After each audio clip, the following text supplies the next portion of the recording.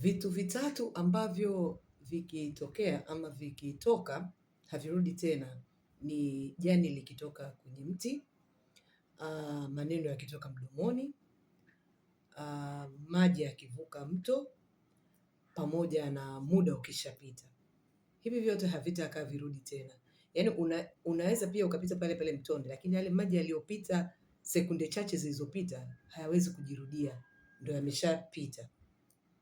Tawi likishatoka kwenye mti haliwezi kurudi, labda utarudisha na super glue, utajaribisha sijui na pini hivyo. Lakini pia neno likishatoka tunabaki kusema narudisha lile neno nilolisema, lakini tayari umeshalisema. Hence tufikirie kabla ya kuongea kitu, ili tuweze kuangalia, je, hili neno tutamkwaza mtu, tutamkasirisha, tutamfurahisha ama vipi? Na lastly ambacho tunataka tuongelee leo ni muda. Muda ukishapita ni basi tena. Na ni lazima ama kuna umuhimu wa kuheshimu muda. Kuheshimu muda wako wewe na kuheshimu muda wa mwenzio. Kuheshimu muda wako wewe ni kwamba unakuwa na mipango ambayo imejipanga aidha kwa siku ama kwa wiki ama hata kwa masaa. Kujua unaanza nini, unamaliza nini, nini kinahitajika, nini kinatakiwa kianze saa ngapi. Na nitakwambia kitu kimoja. Wengi wetu tunashindwa kupanga muda. Mathalan, unatakikanika sehemu saa 6. Sasa sisi tunaanza kufikiria kujiandaa saa 6. Kumbe unapaswa kuthink backward sasa ili uweze kufika ile sehemu saa 6 kasoro. Kwa sababu kufika saa 6 ndio kitu kinatakiwa kianze, sio ndio ufike. So unatakiwa kufika few minutes before saa 6. Na ili uweze kufika saa 6 kasoro pale, ina maana unaanza kujipanga backward. Unapaswa uamke saa ngapi, ujiandae saa ngapi, kutoka point A kwenda point B itakuchukua muda gani, una anticipate what if kuna issue yoyote huko barabarani, labda kuna mafoleni, kuna barabara inajengwa, gari limeamua kutikisika hapo barabarani and so forth. So unajipa muda kabisa ili itakapofika saa 6 kasoro huo umefika sehemu ya tukio na saa 6 kamili tukio likaanza. Karibu tuongelee time management siku ya leo, na tunavyoenda weekend hii tuangalie tumejipanga vipi katika mipangilio yetu ya kufanikisha vitu ambavyo tumepanga kuvifanya, our plans for this weekend. So, kwa wale ambao wanaenda msikitini Ijumaa, swala inaanza saa ngapi?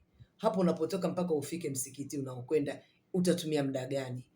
Unapaswa kuanza kujiandaa saa ngapi? Kufika pale kuna kujiandaa kabla ya kuingia msikitini inakuchukua muda gani? Ili swala inapoanza na wewe uko ndani. Au kwa wale ambao tunaenda kanisani napo, misa inaanza saa ngapi? Inakuchukua muda gani kutoka? Unapaswa kufika saa ngapi? Kuna vitu gani unataka kufanya kabla ya kuingia kanisani? And so forth. Wale wanaokwenda gym, trainer anaingia saa ngapi kama kuna trainer? Kama hakuna trainer, umepanga kutumia masaa mangapi ya kufanya mazoezi gym? Ni masaa mawili? Kama ni masaa mawili, kuanzia saa ngapi mpaka saa ngapi? Na itakuchukua muda gani kufika mpaka pale gym ili saa 4 kamili ndio uanze mazoezi au saa 12 kamili ndio uanze mazoezi and so forth. Same thing kwa wale wanaokimbia na vitu kama hivyo. So, tunaposema tunatengeneza plan ya weekend ama plan ya kitu chochote, we should always consider muda. Yaani muda ndio kila kitu. Kwa hiyo muda unaanza backward. Kama unapaswa kufika ofisini saa 1 asubuhi, rudi nyuma, natakiwa niamke saa ngapi, nijiandae. Kama napenda kulala sana, basi a day before andaa, piga pasi nguo, andaa maji yako ya kuoga, andaa viatu, namna ya kusafiri and so forth. Ili wewe ikifika asubuhi ni kuamka, kuoga, kuvaa, kuwahi. Hivyo flow inakuwa inaenda smoothly. But yote hiyo itaendana na jinsi gani umejipanga kabla ya ule muda kamili kufika. Lakini yale mambo yanatakikana kwa ofisini saa 1. Alamu inakuita saa 11 kwa sababu ni mzito kama mimi. Unaanza kuisnooze 11:15 hivi, 11:30. By the time unashtuka 12:30 hiyo hapo. Hujaoga, hujapiga pasi, hujafanya chochote, hujaandaa hata unavaa nini. Come to realize muda wahi basi usafiri, bajaji, boda, sijui na nani. Yule boda ulomzoea ameona muda umefika, hujamtafuta, kakamata abiria mwingine kwa sababu hujampa retainer anyways. Gari ambayo umepaki pale nje ukufanya check up, battery sijui imezingua kitu gani. Haya mambo yanaenda yanajitokea, sio kwamba yanajipanga. So, let's plan ourselves better. Tufanye practice weekend hii. Tupange ahead of time. Kwanza tujue tunafanya nini na tunafanya muda gani. Halafu itatuchukua muda gani ili kuweza kufikia kuanza hiko kitu katika muda sahihi.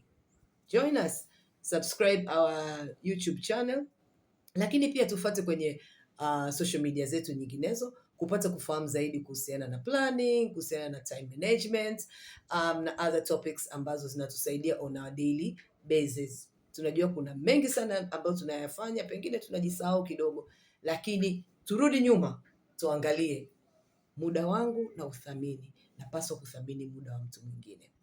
Na unapokuwa na appointment, unapohitaji kukutana na mtu katika muda fulani, hakikisha ule muda unakuwepo pale. Hakikisha mnafanya yale makutano katika muda sahihi.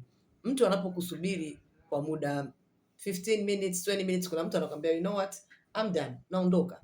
Na ni sawa kwa sababu umemweka bila kumpa taarifa.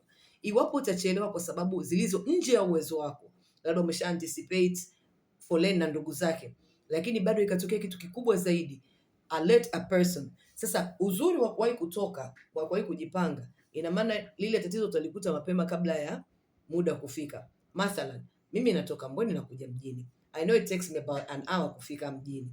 So nikiwahi kutoka an hour earlier than muda, 2 hours earlier than muda mimi na wewe kukutana, nikiwa najua lisali moja nitalitumia pale barabarani, nikijua lisali moja lingine in case of emergency na mimi kufika pale kujiandaa, lile lisali moja ambalo nitakuwa pale barabarani ambalo litaniletea tafrani, itanipa mimi muda sahihi wa kuwahi kukwambia wewe at least half an hour or more than that earlier, kwamba samahani, nitachelewa kwa muda fulani because of ABCD.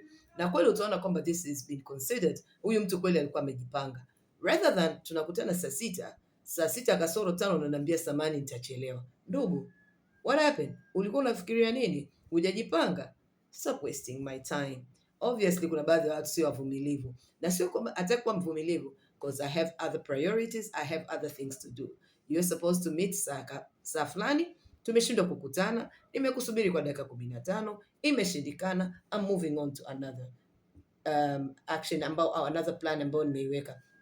Kwa sababu nitakwambia kitu kimoja, wewe kupoteza muda wako inaweza isikucost, mimi kupoteza muda wangu inaweza ikanicost. So plan yangu yote itaharibika simply because wewe hujafika on time ama hujafanya kitu chako on time. This goes mpaka kwenye kupeana ripoti, kwenye kutumiana emails, kurudishiana taarifa, kukutana, so many things. Yani ukikosea muda, jipange mapema, toa taarifa mapema, lakini jipange mapema, ndio mpango unaoenda. Hakika muda haukusubiri, na muda ukishapita umepita. So wewe unaweza uka waste your time, but be a good person enough kutoku waste another person's time, kwa sababu sio sahihi. Until another time,